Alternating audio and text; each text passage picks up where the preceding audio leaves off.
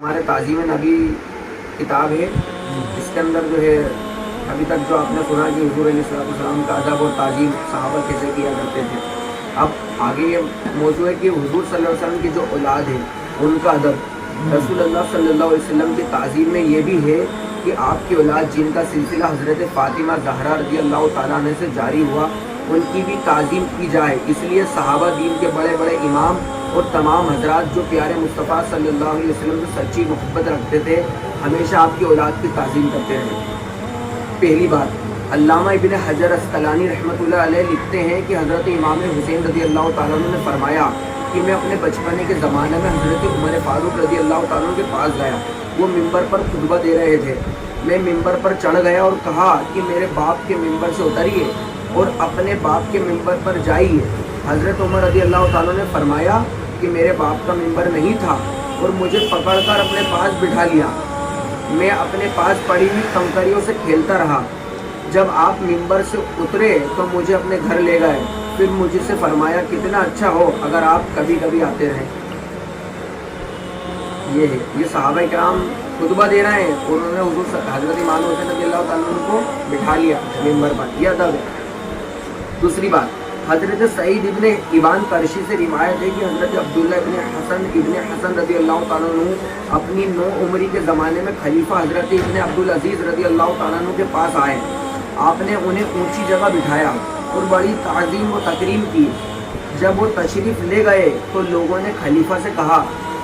آپ ایک 9 عمر بچے کے ساتھ اس طرح پیش آئے؟ انہوں نے کہا حضور صلی اللہ علیہ وسلم نے فرمایا کہ فاطمہ میری لبت جگر ہے، ان کی خوشی کا سبب میری خوشی کا سبب ہے، اور میں جانتا ہوں اگر حضرت فاطمہ یہاں موجود ہوتی تو میں نے جو کچھ ان کے بیٹے کے ساتھ کیا وہ اس سے ضرور خوش ہوتی۔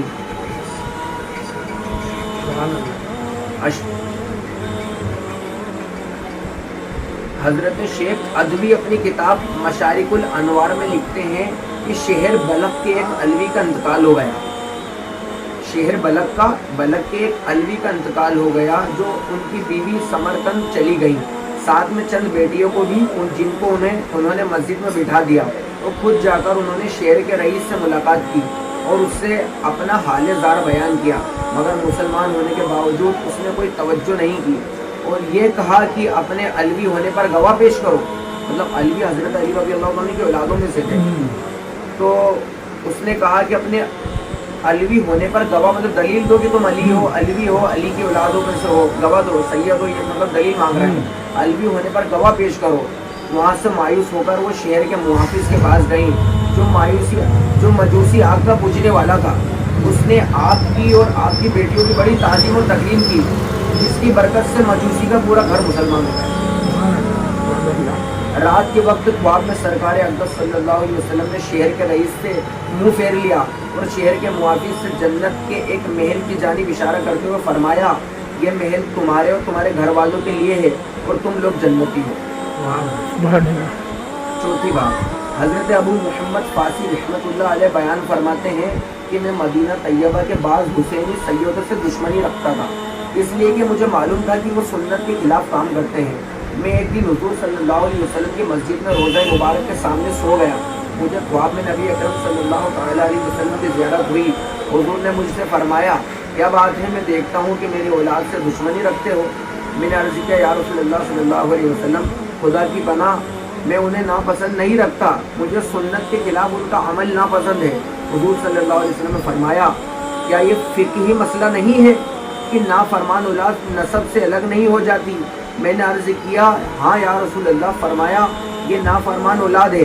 حضرت ابو محمد فاسی فرماتے ہیں کہ جب میں سو کر اٹھا تو میرا دل بدل گیا، پھر میں ان میں سے جس کسی سے بھی ملتا ان کی خوب تعظیم و تکریم کرتا۔ تعظیم و توہین کا مدار، یہ بات علم والوں کے نزدیک مانی ہوئی ہے کہ جس طرح قسم کا دارومدار عرف پر ہے، اسی طرح تعظیم و توہین کا مدار بھی عرف پر ہی ہے۔ کوئی بات ہو یا کام کسی کے عرف میں اگر یہ تعظیم کے لیے مانا جاتا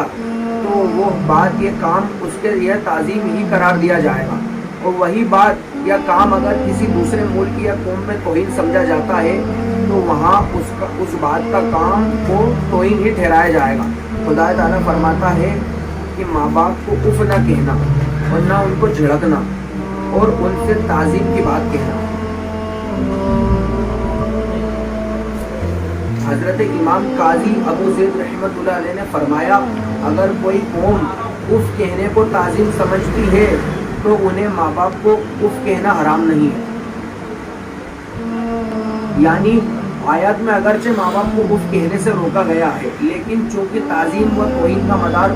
عرف پر ہے، اس لیے اگر کسی کے عرف میں ماں باپ کو اف کہنے سے ان کو تکلیف نہیں ہوتی ہے بلکہ اس سے ان کی تعظیم و تکریم ہوتی ہے تو اس شخص کو ماں باپ کے لیے اف کہنا حرام نہیں ہوگا، بلکہ اس کو ان کے لیے بولنے سے بیٹے کو ثواب بھی ملے گا کہ جب یہ اس کے عرف میں تعظیم کے لیے ہے تو ماں باپ کو اس سے خوشی ہوگی اور ان کو خوش کرنے میں ثواب یقیناً ملے گا۔ جیسا کہ فارسی عرف میں کسی شخص کے لیے مہتر کا لفظ اس کی تعظیم ہے، اس لیے کہ اس کے معنی ہے سردار و بہت بڑا، مگر فارسی عرف کا یہی عزت والا لفظ ہمارے عرف میں کسی شخص کو کہنا اس کی توہین و بے عزتی ہے، اور یہی عرف کی بنیاد ہے کہ ہم اپنے ملک میں خدا کے لیے مکر کا لفظ نہیں بول سکتے کہ اس کی توہین ہے، لیکن عربی عرف میں توہین نہیں، اس لیے قرآن مجید میں ہے واللہ خیر الماکرین۔ مکر مطلب عربی میں مکر بول سکتے ہیں، مگر یہاں پر مکر کا جو ہندی میں ترجمہ ہوگا اس کا مکر کا ترجمہ ہوتا ہے تو مطلب جھوٹ بولنے والا،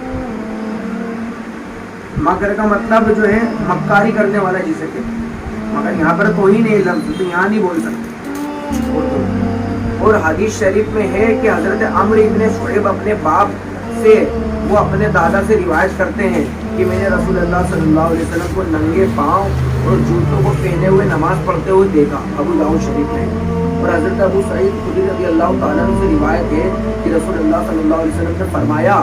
کہ جب تم میں سے کوئی شخص مسجد میں آیا کرے تو دیکھ لیا کرے اگر جوتوں میں گندگی دیکھے تو اسے پوچھ دے اور ان کو پہنے ہوئے نماز پڑھ لے،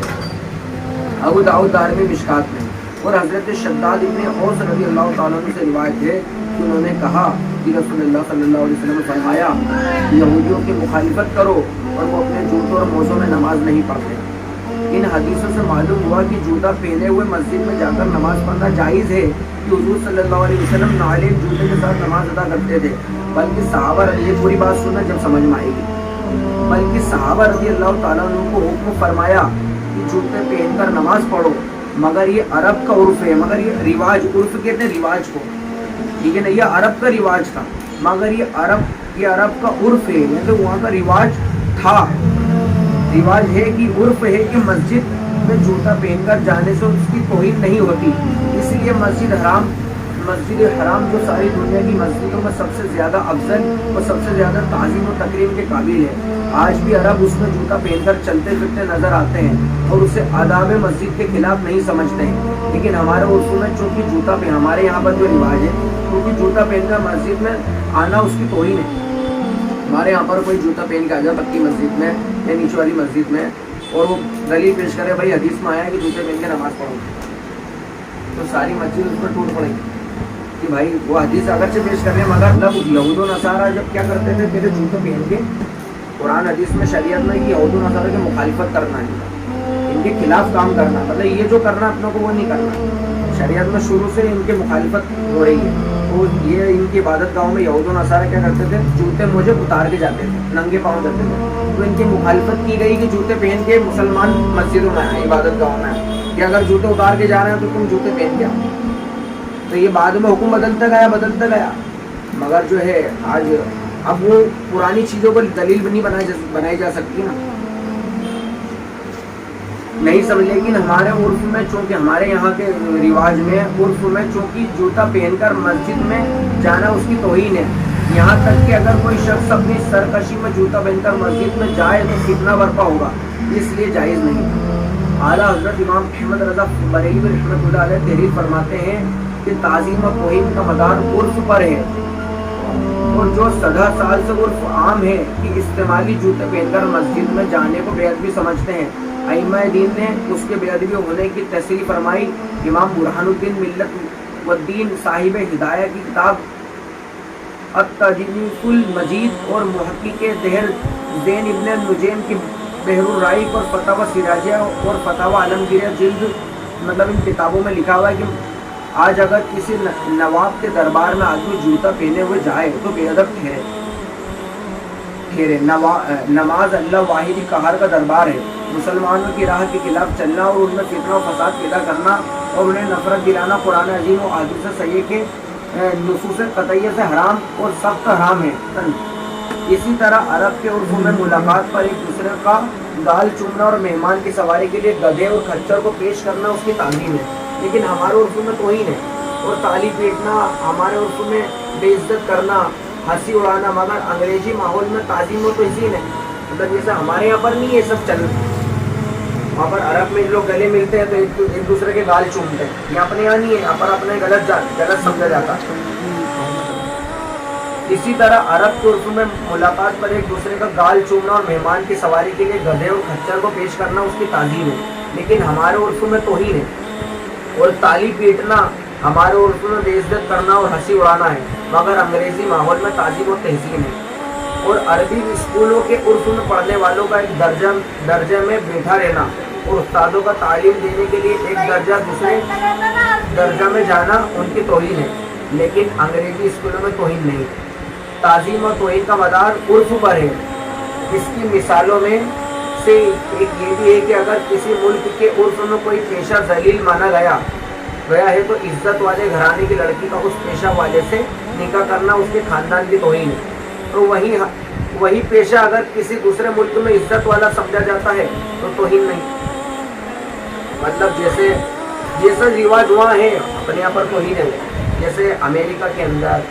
अगर सूद का कारोबार है, जिनका सूद का चोरी चमारी का कारोबार है, तो वहाँ पर कोई अच्छे लोग वहाँ पर रिश्ता थोड़ी करेंगे।